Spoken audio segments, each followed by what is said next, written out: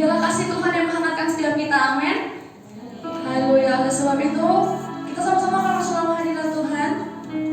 Mari kita bicarakan hati kita, persembahan kita yang terbaik buat Tuhan kita.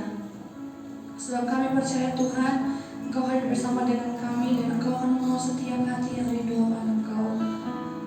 Tak sedetik pun Engkau Allah meninggalkan kami ketika kami sendiri, ketika kami berjalan. Dan kami percaya Tuhan, di tempat ini Roh Kudus hadir dan siap mengawal setiap hati. Sebab kami bersyukur Tuhan, sebab kami bersyukur Tuhan. Haleluya.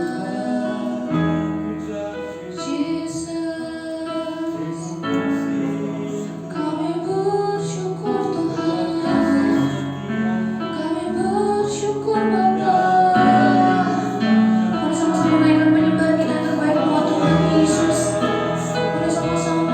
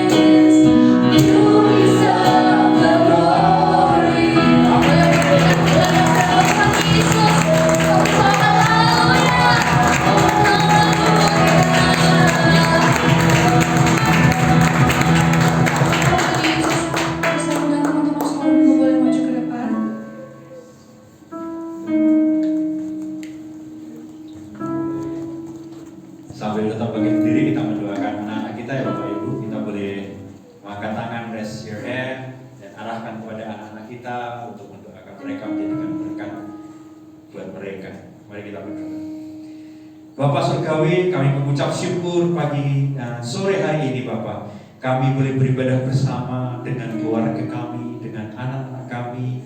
Bapak, kami percaya bahwa Engkau adalah Tuhan yang menyayangi, mengasihi anak-anak kami Bapak. Jadi kami juga percaya bahwa Tuhan pegang kehidupan mereka sejak masa kecil ini. Bahkan melalui kehidupan kami sebagai orang tua, mereka boleh melihat betapa baiknya Tuhan di dalam kehidupan kami. Engkau memberkati Cik Silvi dan juga para pengajar yang ada di sekolah minggu di ibadah anak sore hari ini. Biarlah beliau mengajar dengan kekuatan dan sukacita dari Tuhan. Tuhan memberkati ibadah anak sekolah minggu sore hari ini dengan sukacita. Di dalam nama Tuhan Yesus Kristus. Haleluya. Amin. Amin. Selamat beribadah teman-teman sekolah minggu. Haleluya. Sekali lagi saya mau sapa jemaat Tuhan sekalian. Shalom. Shalom. Sama-sama lambaikan tangannya orang-orang yang bersuka cita. Sampai sodokan haleluya. Haleluya. Pujilah nama Tuhan kita sampai selama-lamanya. Sebab dialah Allah yang dulu sekarang dan sampai selamanya akan rezeki dan akan kita puji. Haleluya. Allah satu-satunya Tuhan.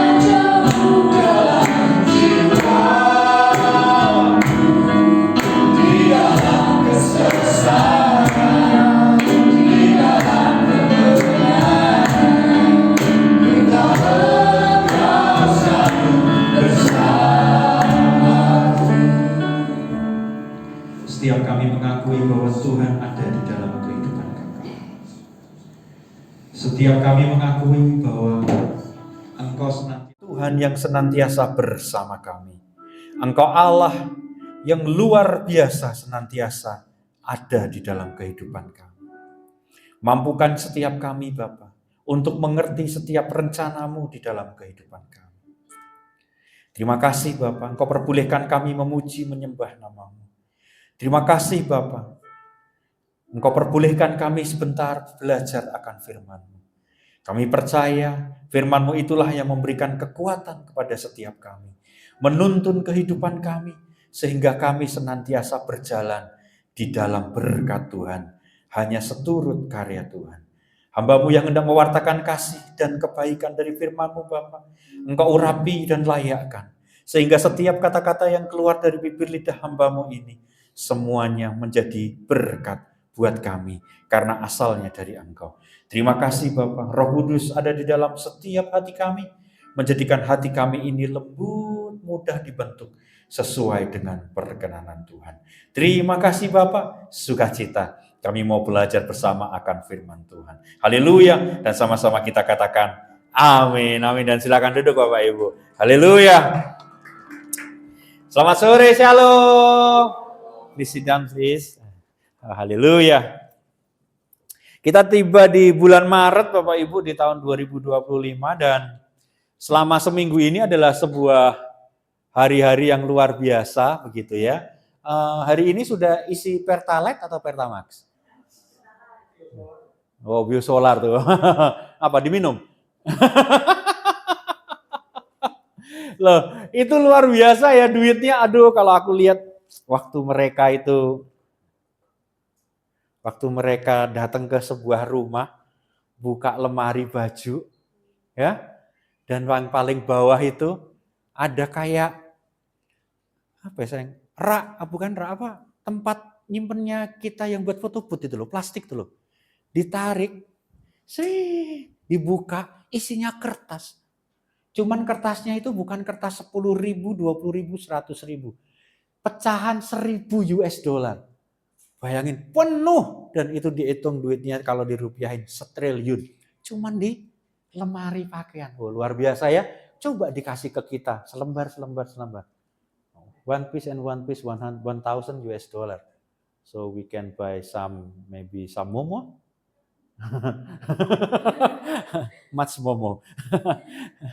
Momo itu kayak dumpling. Teman-teman, kita mengawali bulan Maret dengan berita-berita yang luar biasa, gitu ya. Beberapa hari yang lalu dibilang tabung melon boleh dijual di tingkat pengecer, tapi puji Tuhannya tiba-tiba di pengecer nggak ada semua. Dan tiba-tiba di suatu hari pemerintah mengeluarkan acuan harga yang baru. Kok minter ya mereka tuh ya? Sebelum keluar harga yang baru kok nggak dijual ya? Begitu keluar harga yang baru bisa dijual. Pedagang-pedagang tuh pinter loh. Bahkan demonstrasi mahasiswa kalau zaman tahun 1997, udah lahir kamu nih? Nih Sally? 97? Belum ya? Belum. Tahun 97 itu demonstrasi mahasiswa tuh jelas ya. Bahwa woi pemerintahan yang baru, turunkan Bapak Presiden begitu. Jelas dengan tujuan yang jelas begitu ya. Memperbaiki kehidupan. Tetapi demonstrasi mahasiswa beberapa hari ini itu tentang demonstrasi Indonesia gelap, bayangin loh. Dark Indonesia. Jadi benar-benar gelap Indonesia ini. Kenapa? Karena banyak hal yang ternyata, nah ini penting bahwa kita baca berita ya Bapak Ibu. Ketika banyak kasus OTT, operasi tangkap tangan korupsi, semua orang bilang, wah Indonesia korupsinya banyak, pantes kalau negara ini tidak makmur, tidak sejahtera. Begitu OTT banyak. Ya sudah toh, ketika ada salah satu pejabat bilang, ya sudahlah kita nggak usah main OTT-an, biarin saja. Wah, luar biasa toh. Jadi koruptornya tiba-tiba nggak ada berita penangkapannya itu yang korupsi-korupsi. Semua orang adem ayem, Indonesia makmur sejahtera. Hanya gara-gara nggak ketangkep koruptornya. Tapi begitu koruptornya ketangkep, kita pikir Indonesia gelap loh. Harusnya itu Kalau yang jahat ditangkap, Indonesia harusnya jadi terang. Kan gitu. Dan tiba-tiba tanggal 1 Maret PT Sritex tutup. Tahu Sritex ya? Nah, ya. Pabrik di luar angkasa ya, di Sukoharjo Solo ya. Dan dia mem-PHK sekitar 11.000 karyawan. Nah, coba 11.000 itu 11,000 people. If they are come in this room, this enough? I think no. Dan itu bukan cuma karyawan yang jadi masalah Bapak Ibu. Ibunya yang jual warung di depan pabrik, itu mereka nangis loh Bapak Ibu. Kenapa? Ya yang beli karyawannya. Belum selesai Sritex, tak ceritani ya, betapa dunia ini luar biasa. Belum rampung Sritex. Bapak Ibu pernah naik motor Yamaha? Reng gitu kan. Yamaha itu kan nggak cuma naik bikin motor, tapi juga bikin keyboard, alat musik. Tutup. Luar biasa ya. Dan mem-PHK sekitar 1.200 karyawan. Kira-kira mereka terus mau kerja apa? Orang Kristen, kita ini orang percaya, wah sendu semua ya. Saya ini sendu hari ini gitu ya. Sendu semua. Orang Kristen kalau tiba-tiba ternyata bisnis kita brek, karyawan pekerjaan kita brek, di PHK, putus cinta, pacarnya direbut sahabatnya, tiba-tiba brek. Respon kita kayak apa? Nggak peduli, don't care about Christianity. Don't care about Jesus. Yang penting aku mau cari uang. Apakah seperti itu yang mau kita mau? Loh saya tuh pengennya juga dapat uang gampang Bapak Ibu. Wah sukacita. Luar biasa kalau cari uang tuh gampang Bapak Ibu. Di dalam Yohanes 4 ayat 24 kita akan baca sama-sama 1, 2, 3. Allah itu roh dan barang siapa menyembah dia harus menyembahnya dalam roh dan kebenaran. Di dalam satu ayat ini Bapak Ibu ada sebuah kesimpulan yang luar biasa bahwa Allah itu roh. Loh Pak Wisnu, lah itu yang di figura itu? Yang megang tongkat? Ora ketok kata istri saya.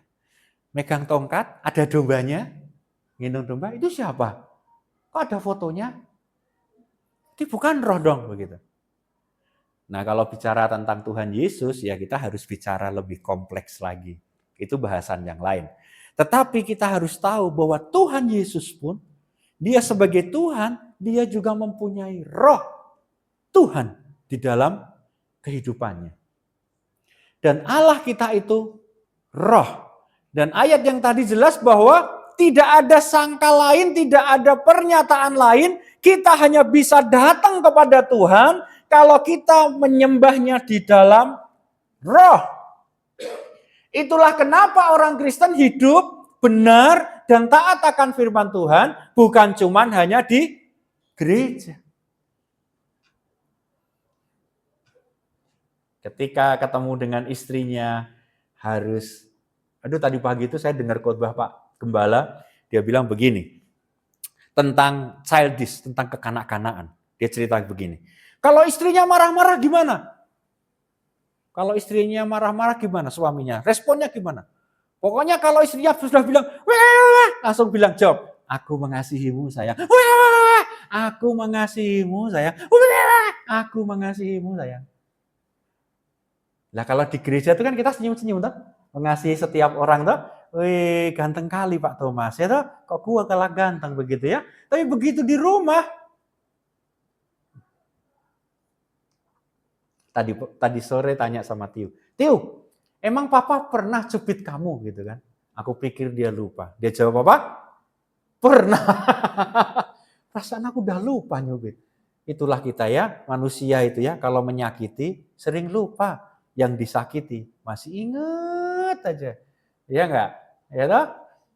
Allah itu roh. Jadi kalau kita mau bertumbuh seperti Yesus, seperti guru kita, mau enggak mau kita juga harus bertumbuh. Terutama roh kita yang harus bertumbuh. Nah, bagaimana cara roh kita bertumbuh? Sore hari ini kita belajar itu Bapak Ibu.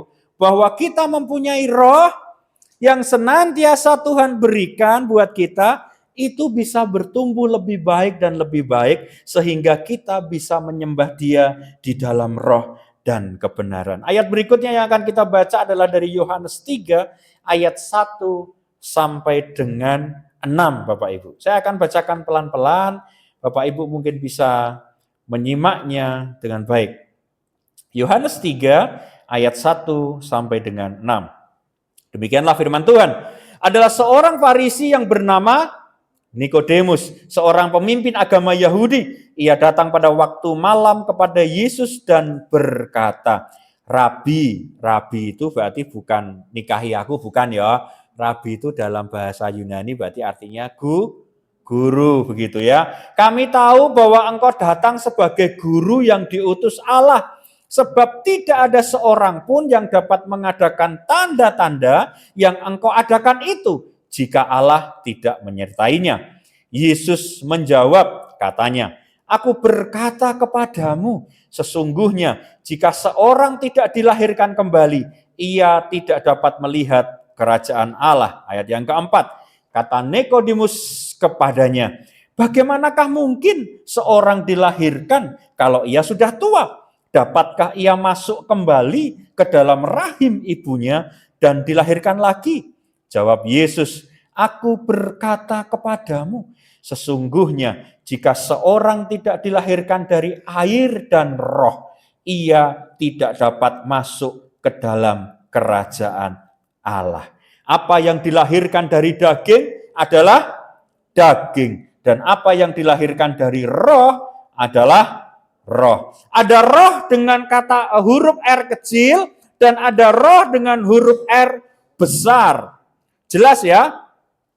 Bahwa di ayat yang kelima saya akan bacakan lagi, jawab Yesus, Aku berkata kepadamu, sesungguhnya jika seorang tidak dilahirkan dari air dan roh, R-nya huruf besar, berarti dia adalah roh Allah, Roh Kudus. Ia tidak dapat masuk ke dalam kerajaan Allah. Apa yang dilahirkan dari daging adalah daging, dan apa yang dilahirkan dari roh, huruf besar R-nya adalah roh.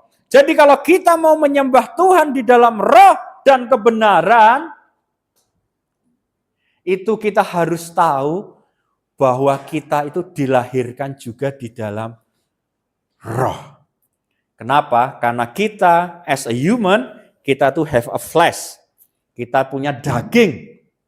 Gitu ya, yang punya, itu cara bedainnya teman kita sebelah itu setan atau manusia, teman-teman.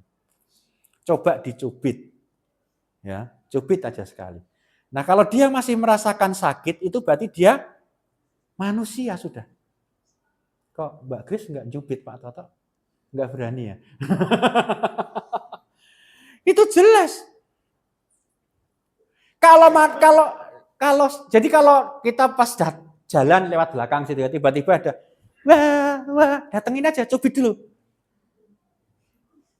Kalau nggak kerasa, baru kita lari. Yang penting cubit dulu. Kalau dia merasa sakit, kayak itu loh sayang, yang kita film apa? Yang rumah setan, terus orangnya mati itu loh, apa lali aku. Agak lain ya itu ya. Kan begitu ya. Saya tuh kalau mau masuk rumah setan itu enggak tega Bapak Ibu. Kenapa? Karena mesti wong masih kita cubiti yo. Sake gitu ya. Gemes lah. Kerja kok nakut-nakutin orang. Ada enggak orang kerja kok nakut-nakutin orang? Ya toh, orang kerja tuh enggak jadi berkat buat orang ya toh. Ya Mas Isa. Nah, ya toh kan gitu. Apa kowe? Kerjaannya nakut-nakutin orang dia. Nek orang bayar aku tak wartake viral jelek begitu ya.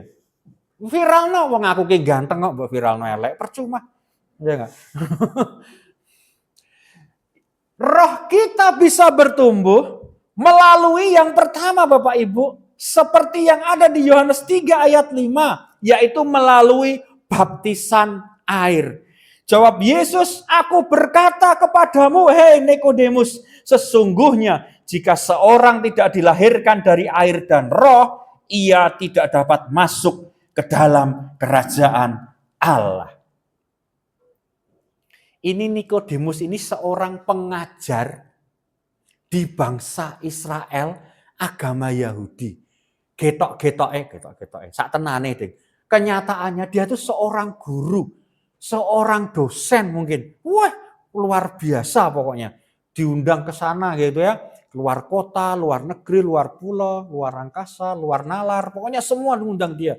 Saking larisnya begitu ya. Tetapi Tuhan masih berbilang bahwa Nikodemus, kamu kok ya nggak ngerti toh, begitu ya.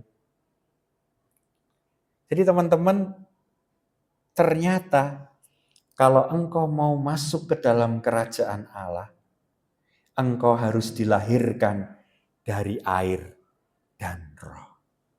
Yang pertama dilahirkan dari air, yaitu tentang baptisan air. Baptisan air itu ada di dalam Matius 28 ayat 19. Karena itu pergilah, jadikanlah semua bangsa muridku dan baptislah mereka dalam nama Bapa dan Anak dan Roh Kudus. Nah, waktu yang teman-teman yang sudah baptis diingat-ingat. Dulu waktu dibaptis, apakah dibaptis di dalam nama Wisnu Prabowo atau dibaptis di dalam nama Bapa dan Anak dan Roh Kudus? Diingat-ingat zaman dulu. Puji Tuhan, saya ini orang paling kudus di Indonesia ini, Bapak Ibu. Di dunia mungkin ya. Saya itu dibaptis 3 kali. Loh, itu kan kudus, suci saya ini. Kok ketawamu gak enak, bro? Gak tak ajak makan lagi loh, bro. Nah, berat ini, bro. Saya dibaptis kecil, oke. Baptis percik di dewasa, oke. Ketika melayani di GBI, Pak Pendeta bilang, Pak Wisnu, kalau mau melayani di GBI harus baptis selam. Luar biasa Bapak Ibu. Waktu baptis selam itu, kami ibadah dari jam 7 pagi sampai jam 9 pagi. Baptisnya setelah jam 9. Kami datang ke kolam renang Bapak Ibu. Dari gereja ke kolam renang perlu waktu mungkin sekitar 1 jam. Hari Minggu pagi, jam 10, kolam renang umum itu kira-kira manusianya sudah kayak cendol. It's too many people in only one swimming pool. Dan aku harus pakai celana panjang, pakai baju rapi, turun. Pak pendetanya sudah sepuh, there is the old man pastor, dia pakai baju rapi, turun ke kolam renang. Tahu nggak yang ngeliatin? Nggak ada yang ngeliatin, bohong. Semua kolam renang ngeliatin.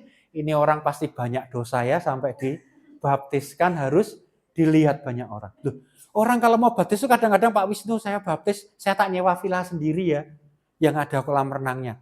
Nggak pengen dikasih tahu orang. Wah, izin Bapak Ibu. What is the meaning from in English is izin? Shame. Ya, shame. Hah? Shame. Malu. Sign. Say. Oh, say. Say itu mata-mata. Oh, beda ya.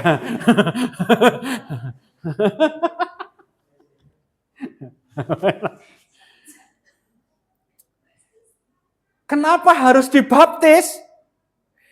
Karena sebenarnya ternyata ini ada di dalam firman Tuhan Bapak Ibu. Jadi kalau Bapak Ibu belum merasa, belum menerima sakramen baptisan air, yuk sama-sama saya mendorong. Kenapa? Karena baptisan air adalah sebuah perintah yang dilakukan bagi setiap orang percaya. Jadi kalau engkau sudah orang Kristen, percaya kepada Tuhan Yesus, engkau harus dibaptis. Alah Pak Wisnu, ini pelajaran zaman dulu. Oh, saya tahu. Tapi banyak orang yang dibaptis hanya gara-gara ikut-ikutan. Mau nikah Pak Wisnu, baptis dulu. Waduh Pak Wisnu, temanku itu sudah mau baptis besok. Saya nggak mau ketinggalan, saya mau ikut baptis. Ikut-ikutan.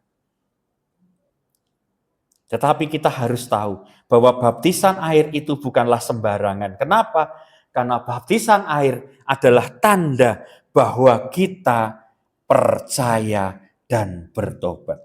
Markus 16 ayat 16. Siapa yang percaya dan dibaptis akan diselamatkan. Tetapi siapa yang tidak percaya akan dihukum. Itulah kenapa banyak orang sudah dibaptis, begitu selesai dibaptis, pulang dia masih bisa mukulin istrinya. Dia masih bisa mukulin anaknya, dia masih bisa mencuri, dia masih bisa melakukan yang kotor, berkata kotor. Kenapa? Karena dia tidak tahu bahwa dia itu representasi bahwa kalau aku sudah dibaptis, aku adalah orang percaya dan bertobat.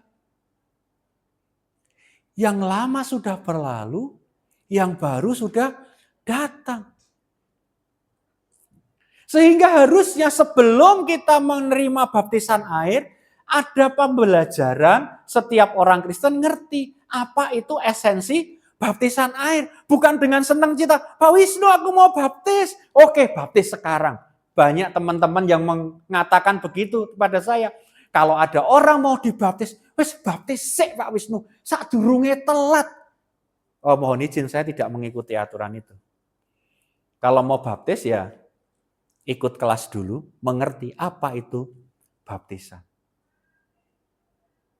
Supaya apa? Supaya setelah dibaptis, jadi benar-benar orang yang diperbarui oleh kasih Tuhan. Nah kira-kira kalau Bapak Ibu punya teman, suami, istri yang sudah dibaptis, tapi perbuatannya ternyata tidak lebih baik, mungkin dia perlu dibaptis di Kali Code. Begitu ya. Lebih lama lagi ditenggelamkan. Mungkin enggak semenit, 2 menit. 2 jam mungkin begitu ya. Supaya dia lebih baik. Kenapa? Karena seringkali kita baptisan air itu cuma sebuah seremoni Bapak Ibu. Gagah-gagahan. Apalagi seorang pendeta. Pendeta itu sebuah kebanggaannya, pekerjaannya menyelamatkan jiwa. Kalau sudah dapat baptisan, wih difoto. Jadi di sosmed pokoknya. Malaikat bersorak-sorak, 1 jiwa diselamatkan. Nah, biarlah malaikat yang bersorak-sorak. Sosmed kita nggak perlu bersorak-sorak. Kan gitu. Teman-teman mungkin agak nggak enak khotbahnya sore hari ini. Tetapi yuk saya mendorong. Bila engkau mau rohmu semakin bertumbuh di dalam Tuhan. Sehingga engkau bisa menyembah Tuhan lebih baik lagi. Berikan dirimu untuk dibaptis air. Siapa belum dibaptis air? Sudah semua? Sudah semua? Ngerti aku rakot baiki. Yang kedua adalah selain baptisan air, sama-sama baptisan roh. Yohanes 3 ayat 5 saya bacakan sekali lagi. Jawab Yesus, aku berkata kepadamu sesungguhnya jika seorang tidak dilahirkan dari air dan roh, ia tidak dapat masuk ke dalam kerajaan Allah. Baptisan roh ini seperti begini Bapak Ibu. Engkau dibaptis air, dibaptis selam. Dan banyak orang menyaksikan, jemaat menyaksikan, pendeta menyaksikan. Engkau diperbarui. Wih, luar biasa. Tetapi apakah hatimu benar-benar diperbaharui? Apakah hatimu benar-benar penuh dengan Roh Kudus?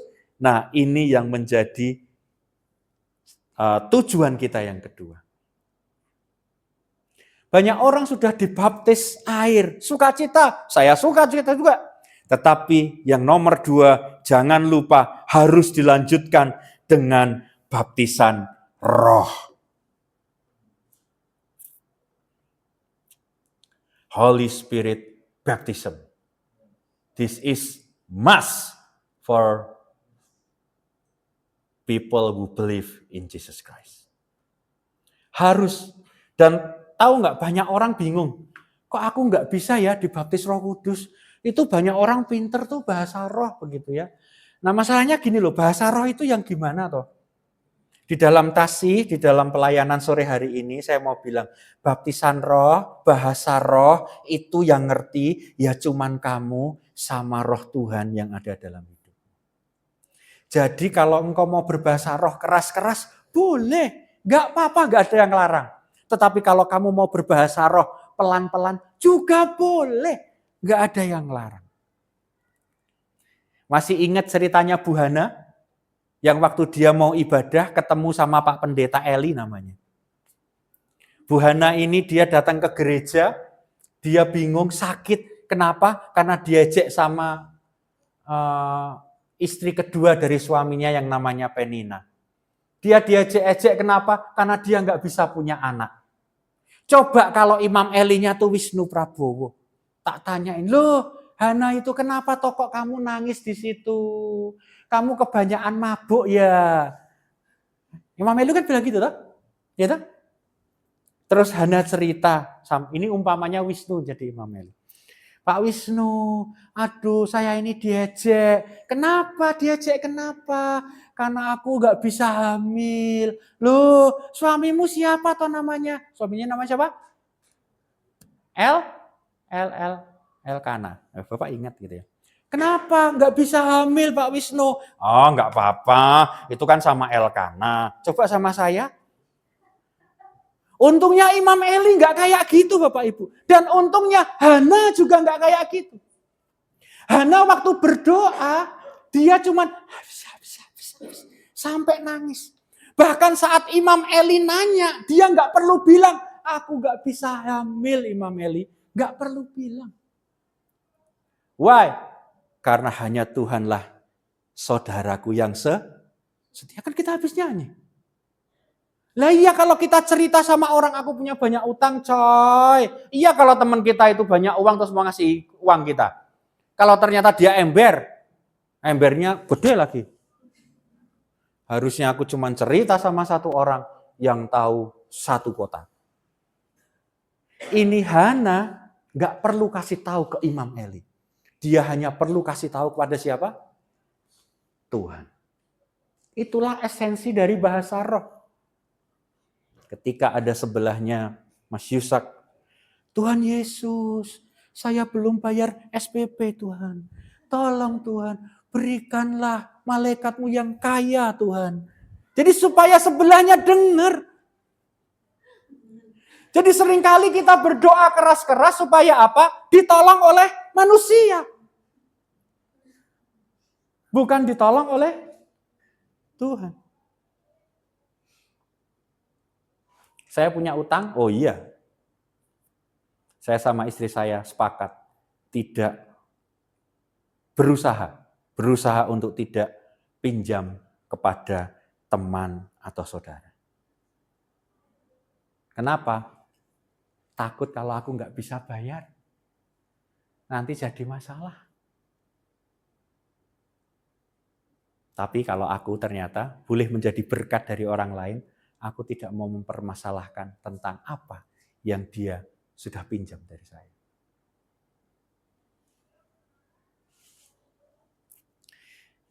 Cuman dulu pernah ada seorang teman pelayan datang kepada saya.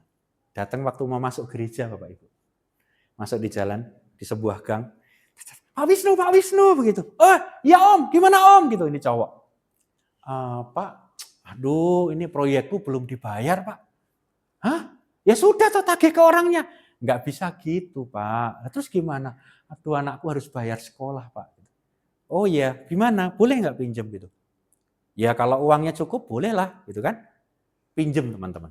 Akhirnya pinjem. Oke tak pinjemin. Luar biasa. Pinjem loh ya, pinjem. Selisih 2 bulan berikutnya. Saya katanya di seminggu 2 minggu dikembaliin lah saya waktu itu ya. Ternyata nggak dikembaliin. 2 bulan berikutnya, next 2 months, aku ketemu dengan dia punya istri. Pak Wisnu, gitu. Wah, si Tuhan pas butuh duit, mungkin dia mau kembaliin, begitu ya. Gitu. Haleluya, gitu kan.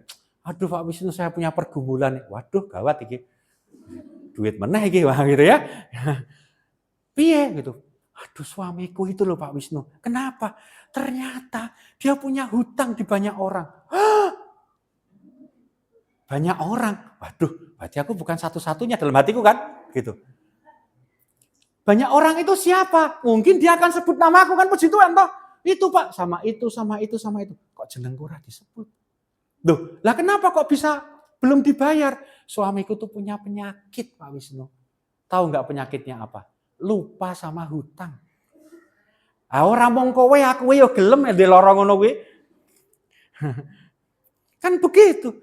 Kenapa? Karena seringkali kita menjadi orang Kristen, lupa bahwa ada roh Tuhan dalam kehidupan kita, dan seharusnya kita meminta tolong yang pertama dan satu-satunya adalah Tuhan. Terus apakah Tuhan memberikan hujan uang dari surga ke teras rumah kita? No. Tetapi kita berusaha, yuk sama-sama meminta berkat Tuhan melalui pekerjaan kita. Amin Pak Bro, amin boys. Melalui bisnis kita, biarlah Tuhan yang memberkati kita. Kalau nggak diberkati, gimana? Aduh, gawat iki khotbah tanggo awakku dhewe iki. Gimana sayang kalau kerjaannya Sofi sayang? Bingung ya? Kenapa engkau nggak bisa bahasa roh? Kenapa engkau nggak bisa dibaptis di dalam roh? Karena ada penghalang yang terbesar, yaitu engkau sendiri tidak percaya pada baptisan Roh Kudus. Apa itu bahasa roh? Apa itu dibaptis Roh Kudus? Gak ada urusannya. Tuhan mengerti bahasa tetesan air mata. Oh iya. Tahu kan bahasa roh itu gimana Bapak Ibu? Saya punya cerita. Ada seorang mamah, dia punya anak perempuan. Tak ceritain lagi lah biar kalian ingat terus ya. Seorang mamah jauh merantau kuliah di sini. Ya, mamah ini sendirian, dia sudah nggak punya suami. Anak satu-satunya perempuan merantau ke Jogja. Biasanya setiap Natal dia pulang ke rumah. Puji Tuhannya karena pekerjaan dan tugas di kuliah banyak, 1 kali Natal dia nggak pulang. 2 kali Natal dia nggak pulang. 3 kali Natal dia pulang tanpa kasih tahu mamahnya. Mamahnya baru nyapu di teras. Srek. Teras rumahnya loh ya, bukan teras rumah tetangga ya. Teras srek pagi-pagi gitu sambil nyanyi. Apalah begitu ya. Hatiku sedih begitu ya. Semuanya gitu ya. Tiba-tiba si anak ini perempuan datang. Mama. Mamahnya yang nyapu langsung tengok. Heits. Sapunya dilepas, dia cuman bilang, what that's the meaning from?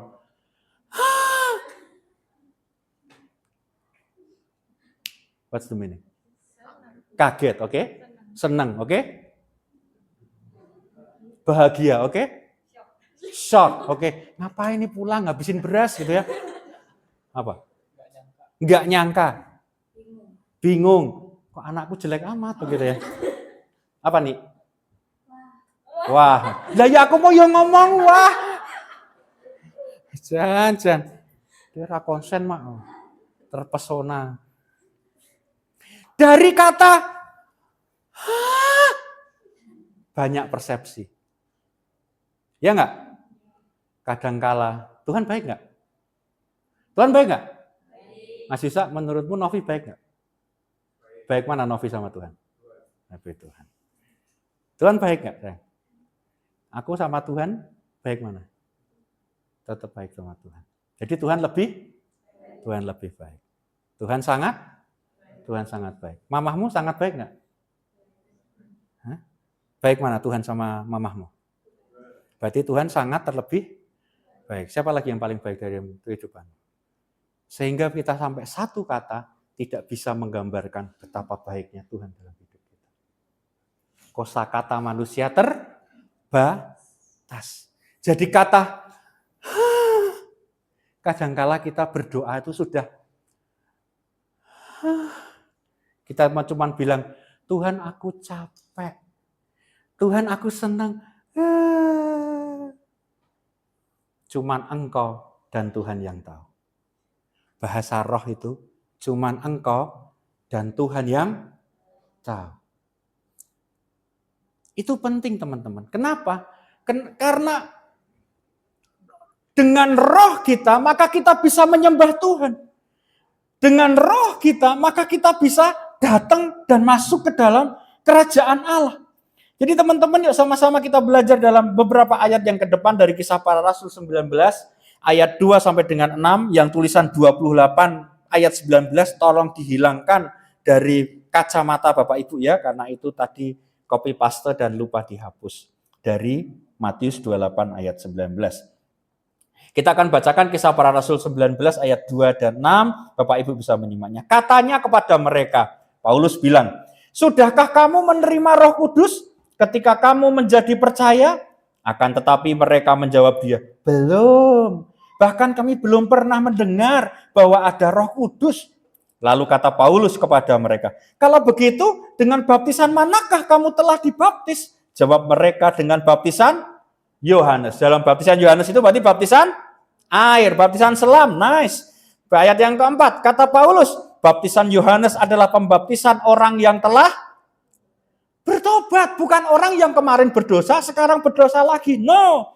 Dan ia berkata kepada orang banyak bahwa mereka harus percaya kepada Dia yang datang kemudian daripadanya, yaitu Yesus. Dia yang datang kemudian itu adalah Roh Kudus. Ketika mereka mendengar hal itu, mereka memberi diri mereka dibaptis dalam nama Tuhan Yesus. Bukan dibaptis dengan cara Yohanes, tetapi dibaptis dengan cara apa? Dan ketika Paulus penumpangan tangan dari hamba Tuhan, di atas mereka turunlah Roh Kudus ke atas mereka, dan mulailah mereka berkata-kata dalam bahasa roh dan bernubuat. Jadi, engkau, bila engkau belum percaya apa itu baptisan roh, engkau belum percaya apa itu bahasa roh, ini loh tak tunjukin firman Tuhan bahwa memang ada Roh Kudus dalam kehidupan kita, diberikan kepada kita. Tugas kita adalah yuk sama-sama miliki hati yang haus akan kehadiran Roh Kudus. Seringkali banyak orang, aduh gimana ya, bingung saya ini. Baca dulu deh, bingungnya nanti aja lah. Yohanes 7 ayat 37 sampai dengan 39. Dan pada hari terakhir, yaitu pada puncak perayaan itu, Yesus berdiri dan berseru, "Barang siapa haus, baiklah ia datang kepadaku dan minum. Barang siapa percaya kepadaku, seperti yang dikatakan oleh kitab suci, dari dalam hatinya akan mengalir aliran-aliran air hidup." Ayat yang ke-39. Yuk kita baca sama-sama ya. 1, 2, 3. Yang dimaksudkannya ialah roh yang akan diterima oleh mereka yang percaya kepadanya. Sebab roh itu belum datang karena Yesus belum dimuliakan. Pada saat Tuhan Yesus naik ke surga, Dia bilang Bapa akan mengirim Sang Penolong. Jadi teman-teman, kalau engkau merasa bahwa hidupmu itu sepertinya yang penyembahan, mimpin penyembahan tuh sampai nangis-nangis, sampai keringetan. Tapi kamu bilang, kok garing ya? Ini ruangannya nggak keren nih. Nggak kayak gereja sebelah, gelap-gelap. Ada lampunya, kelip-kelip. Wah, di sini nggak ada Roh Kudus nih. Seringkali kita itu lupa. Gini loh. Seringkali kita mempermasalahkan bahwa aku kok kurang ya mencintai Tuhan. Kok sepertinya aku kurang ya mengasihi Tuhan. Sebenarnya itu bukan masalahnya Bapak Ibu. Tetapi masalahnya adalah engkau belum mengerti betapa Tuhan mengasihimu. Bukan masalah adalah kok aku belum mengasihi Tuhan dengan bahagia. No. Yang jadi masalah adalah engkau belum mengerti betapa Tuhan mengasihimu. Baik di hari yang buruk, hari yang baik. Di waktu engkau kelimpahan, di waktu engkau kekurangan. Di waktu kamu berbuat baik ataupun kamu tidak berbuat baik, Tuhan tetap mengasihimu. Kenapa? Karena Tuhan mengasihi kita bukan karena kondisi kehidupan kita. Tetapi Tuhan mengasihi kita karena memang Dia Allah yang penuh kasih. Sehingga dalam kehidupan kita senantiasa ini, yang dipimpin oleh Roh Kudus yang sudah diberikan Tuhan pada kita, kita tuh bisa mengerti bahwa, hidupku hanya untuk menyenangkan Tuhan. Bukan tentang aku mau mengasihi Tuhan, enggak. Tapi aku tahu Tuhan sudah mengasihi aku. Maka aku sekarang mau berjalan bersama Tuhan. Bukan cuma di gereja dok kelihatannya imut-imut. No, di gereja imut sukacita saya. Tapi di luar yuk sama-sama kita jaga kekudusan hidup kita. Kalau orang yang di luar tuh jaga kekudusan tuh luar biasa loh Bapak Ibu. Pernah lihat di mall saja. When you go to the mall, so pasti kamu good clothes, t-shirt maybe begitu. Mereka itu pakai yang cuman kelihatan matanya tuh loh. Mereka pikir dengan begitu dia menjaga kekudusan. Dan mereka pede loh. Seringkali orang Kristen kalah dengan hal-hal kayak gitu. Kita nyembah Tuhan di depan anak-anak kita, di depan suami istri kita, di depan teman gereja kita. Luar biasa. Tapi begitu di belakang, kita sudah lupa sama Tuhan. Lupa sama kekudusan hidup kita. Kita bisa ngomong jorok, melakukan yang tidak menyenangkan hati Tuhan. When we go to the pet shop, Mr. John, saya pergi ke tempat jualan hewan peliharaan. And I'm buy some one pig. It's the most beautiful pig in the world. Babi paling cantik sedunia. Saya bawa pulang. I bring back home. I take to the bathroom. Saya mandikan dia. Okay. I put the best clothes for this pig. Aku taruh pakaian yang paling bagus di babi ini. I give the ribbon and the neck. Oh, it's so cute, just like me. It's very cute. I give the perfume, to this pig. So they are so, it's more beautiful, cute. I take to the sofa. We see the movie together. The smell is so good. The pig, so beautiful. But when I open the door from my house, the pig is run away, go outside. Where do you go? In the mud, right? Dia masuk lagi ke lumpur. Padahal dia sudah cantik. Kenapa? Karena di hatinya dia adalah pig. Kita tuh kayak gitu Bapak Ibu. Sudah bagus-bagus, datang ke gereja, luar biasa. Tapi begitu keluar dari gereja, kita bikin dosa lagi. Kita masuk lumpur lagi, lupa sama Tuhan. Besok pulang lagi, dimandiin, suci lagi. Main-main dong sama Tuhan. Saya menguatkan kepada setiap kita. Hati yang haus akan kehadiran Roh Kudus. Jadi yang berubah bukan cuma tampilan. Loh, aku seneng rambutnya kadang-kadang pink, hijau. Oh, sukacita.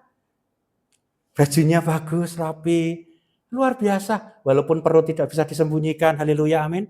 Amin, ya kan begitu. Tetapi yang lebih penting, hati kita nih loh Bapak Ibu. Jadi ketika kita punya kondisi di PHK, Indonesia gelap, saya yakin dan percaya, kalau hati kita dengan penuh Roh Kudus, malah kita stand up. Bukan stand up komedi, tapi stand up kita memberkati Indonesia. Aku berkati Yogyakarta. Aku berkati usaha dan bisnisku. Kalau mau kerja jangan lupa berdoa, tumpang tangan. Jangan dicipratin air ya. Nanti kalau laptop kan konslet. So are you human? Will believers or pig? Kita harus bisa bedakan itu Bapak Ibu. Saya kemarin ikut diklat calon PDP dan PDM. Puji Tuhan saya diperbolehkan didaftarkan oleh Bapak Pendeta Pembina, Bapak Pendeta Timotius Hadrono, naik jenjang menjadi pendeta madya. Semoga lulus. Dan doakan juga untuk Ibu Gembala di tempat ini, juga didaftarkan untuk menjadi pendeta pratama. Doakan lulus.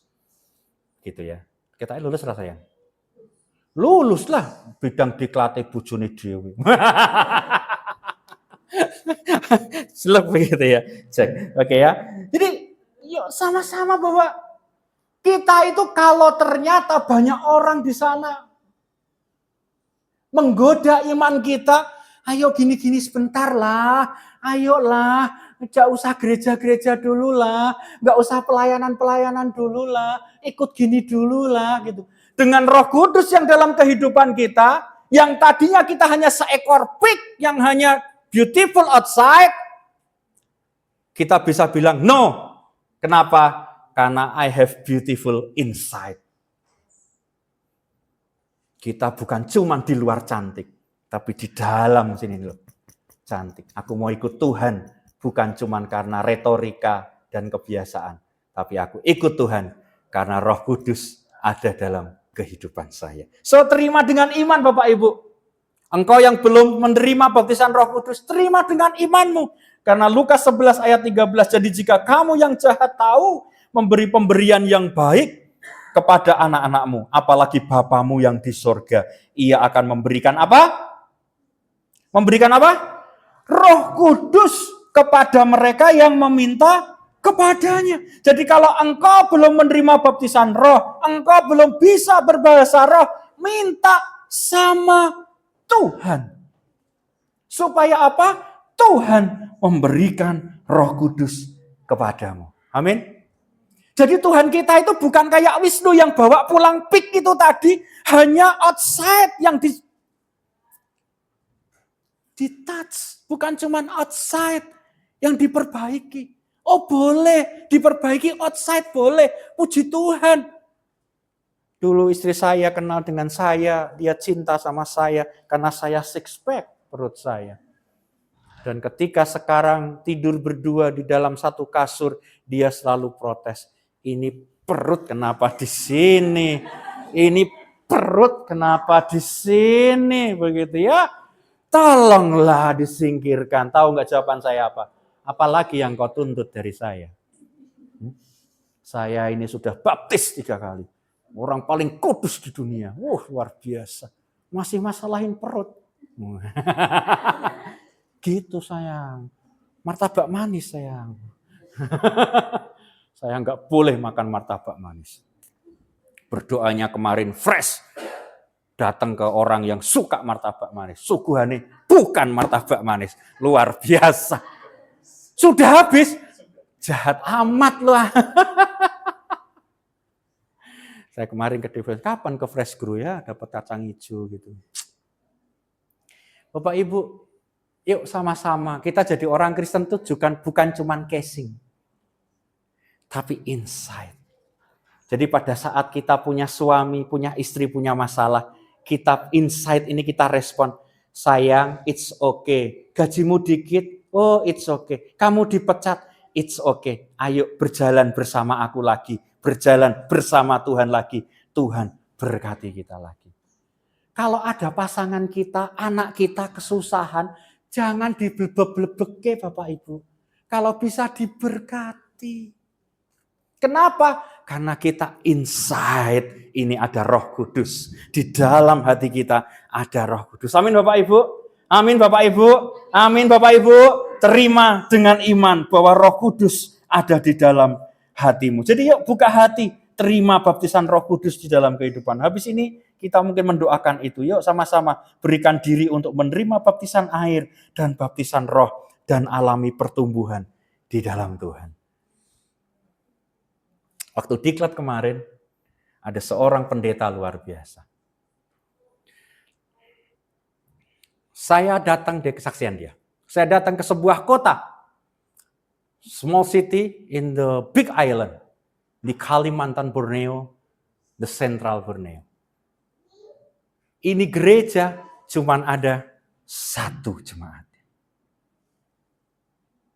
Bapak gembalanya pengkhotbah. Ibu gembalanya WL. Anaknya pemain musik. Jemaatnya 1. Wah, dia khotbah luar biasa. Tepuk tangan Bapak Ibu. Jemaat 1 ini tepuk tangan. Ketika saya lihat Bapak pendeta ini bilang, yang gila jemaatnya atau pengkhotbahnya? Tetapi dia bilang, tolong ya dicamkan. Karena saya nggak ikut diklatnya. Karena saya kan bidang diklat, ketua bidang diklat. Jadi saya ikut kelasnya, tapi saya nggak ikut. Saya cuma dengerin aja. Bapak Ibu, kalau besok kamu mau jadi pendeta Pratama, pendeta madya, mau khotbah di hadapan berapa orang pun, berkhotbahlah dengan sungguh-sungguh. Siapkanlah dengan sungguh-sungguh. Roh Kudus mintalah supaya engkau bisa berkhotbah di dalam tuntunan Roh Kudus. Kadangkala, kok di LPP ya? Kemarin di hotel sana bagus, bisa lihat Bukit Bintang. Di sini lihatnya taman. Musiknya, sound systemnya cuma warna orange lagi. Kenapa sih beli warna orange? Karena mereknya orange, ya kan? Gitu. Mereknya orange. Mau nggak mau warnanya orange. Kok musiknya nggak bagus sih? Tapi saya mau yakin dan percaya. Bukan tentang musik. Bukan tentang tempat. Tetapi tentang hati kita yang penuh dengan Roh Kudus. Amin? Amin. Bukan tentang situasi, keadaan, keluarga, keuangan, apapun itu, kesehatan kita. Tetapi tentang hati kita. Berikan hati kita penuh dengan Roh Kudus dan alami pertumbuhan di dalam Tuhan. Amin buat firman Tuhan. Haleluya.